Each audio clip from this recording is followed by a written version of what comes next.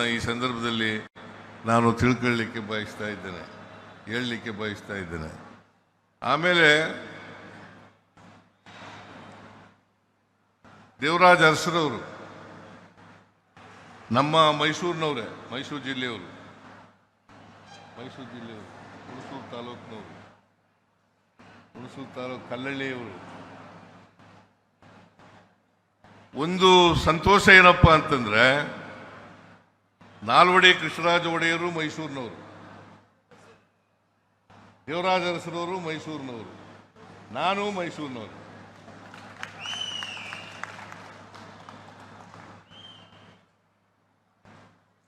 ನಾವೆಲ್ಲರೂ ಕೂಡ ಸಾಮಾಜಿಕ ನ್ಯಾಯದಲ್ಲಿ ನಂಬಿಕೆ ಇಟ್ಕೊಂಡಿದ್ದಂಥವ್ರು. ಸಾಮಾಜಿಕ ನ್ಯಾಯವನ್ನ ಜಾರಿ ಮಾಡತಕ್ಕಂಥ ಪ್ರಯತ್ನವನ್ನ ದೇವರಾಜ ಅರಸರವರು ಮಾಡಿದ್ರು ಅಂತಕ್ಕಂಥದ್ದನ್ನು ಇವತ್ತು ಸ್ಮರಿಸ್ಕೋಬೇಕಾಗ್ತದೆ. ಬಹುಶಃ ಮಿಲ್ಲರ್ ಆಯೋಗ ರಚನೆ ಮಾಡಿ ಅಂದಿನ ಕಾಲದಲ್ಲೇ 1918-19 ಇಸ್ವಿನಲ್ಲಿ 1918-19 ಇಸ್ವಿನಲ್ಲಿ ಮಿಲ್ಲರ್ ಆಯೋಗ ರಚನೆ ಮಾಡಿ ಅದನ್ನ ವರದಿಯನ್ನು ತಗೊಂಡು ಜಾರಿ ಮಾಡಿ ಹಿಂದುಳಿದವರಿಗೆ ಶಿಕ್ಷಣದಲ್ಲಿ ಮತ್ತು ಉದ್ಯೋಗದಲ್ಲಿ ಅವಕಾಶವನ್ನು ಕಲ್ಪಿಸಿಕೊಟ್ಟವರು ಶ್ರೀ ದೇವರಾಜ ಅರಸರವರು ಅಂತಕ್ಕಂಥ ಮಾತುಗಳನ್ನು ಹೇಳಲಿಕ್ಕೆ ನಾಲ್ವಡಿ ಕೃಷ್ಣರಾಜ ಒಡೆಯರು ಅಂತಕ್ಕಂಥದ್ದನ್ನ. ಆಮೇಲೆ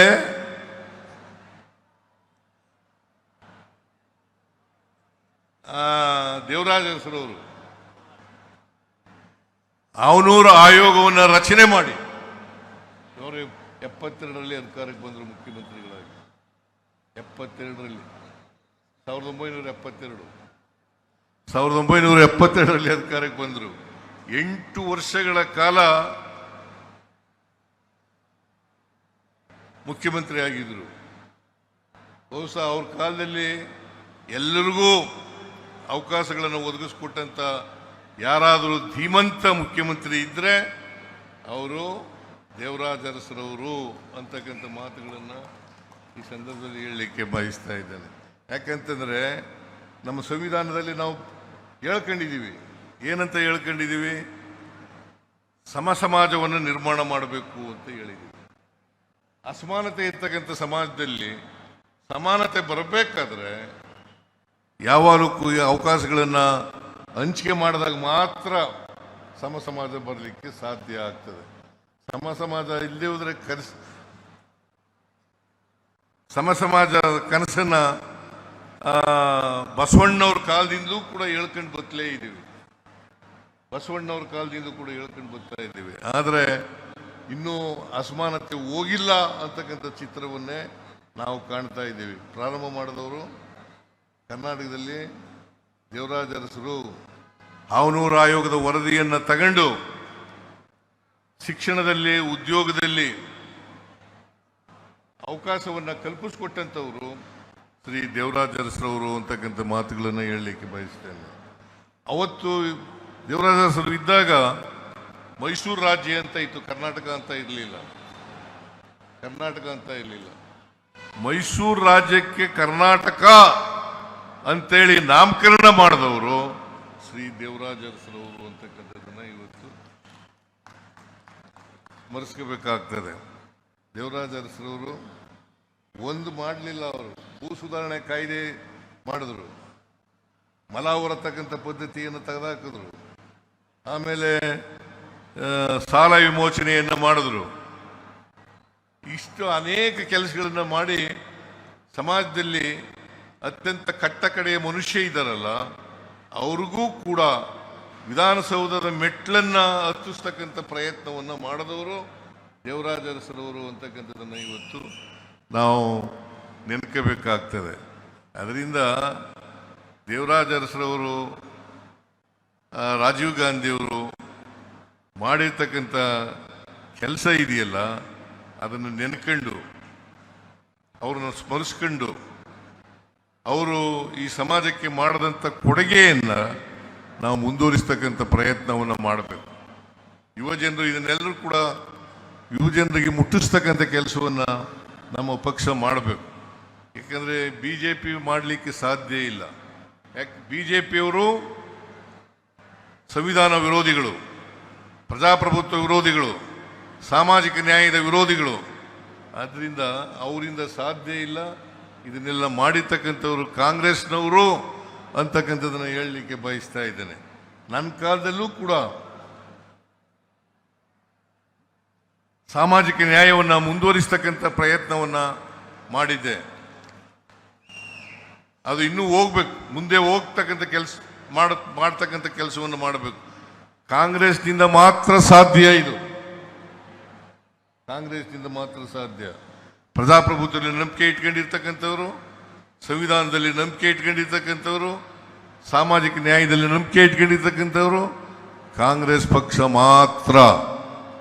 ಭಾರತೀಯ ಜನತಾ ಪಕ್ಷ ಅದರ ವಿರೋಧಿಗಳು ಅಂತಕ್ಕಂಥ ಮಾತುಗಳನ್ನು ತಾವು ತಿಳ್ಕೊಂಡಿದ್ದೀರಿ ಅಂತಕ್ಕಂಥದ್ದು ನನ್ನ ಭಾವನೆ. ಅದರಿಂದ ನೆಹರು ಇರ್ಬೋದು, ಇಂದಿರಾ ಗಾಂಧಿಯವರು ಇರ್ಬೋದು, ರಾಜೀವ್ ಗಾಂಧಿಯವರು ಇರ್ಬೋದು, ರಾಹುಲ್ ಗಾಂಧಿಯವರು ಇರ್ಬೋದು, ಎಲ್ಲರೂ ಕೂಡ ಈ ವರ್ಗದ ಜನರಿಗೆ ಭಾಳಷ್ಟು ಕೆಲಸಗಳನ್ನು ಮಾಡ್ತಾ ಇದ್ದಾರೆ.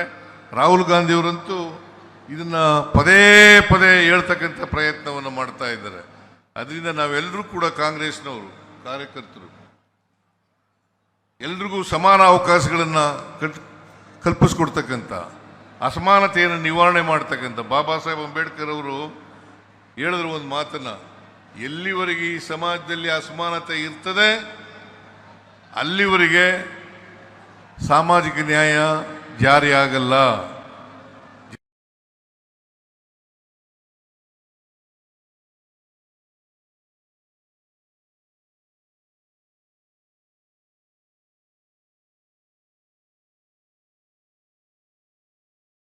ಜಾರಿ ಆಗಿಲ್ಲ ಅಂತಲೇ ತಿಳ್ಕೋಬೇಕಾಗ್ತದೆ. ಸಮಾಜ ನಿರ್ಮಾಣ ಆಗತಕ್ಕಂಥದ್ದು ಕನಸು ಅಂತಕ್ಕಂಥ ಮಾತುಗಳನ್ನು ಹೇಳ್ತಾರೆ. ಅದಕ್ಕೋಸ್ಕರ ಆರ್ಥಿಕವಾಗಿ, ಸಾಮಾಜಿಕವಾಗಿ ನಾವು ಯಾಕೆ ಸ್ಮರಿಸ್ಕೊತೀವಿ?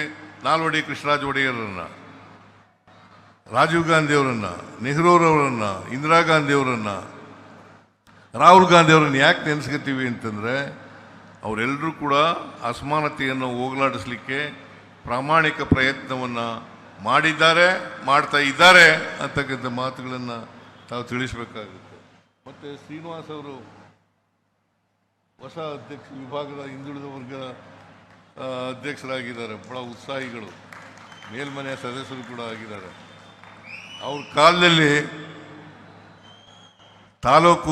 ಪ್ರತಿ ತಾಲೂಕುಗಳಿಗೂ ಹೋಗಿ ಹಿಂದುಳಿದ ವರ್ಗದವರನ್ನು ಸಂಘಟಿಸ್ತಕ್ಕಂಥ ಪ್ರಯತ್ನವನ್ನು ಮಾಡಬೇಕು.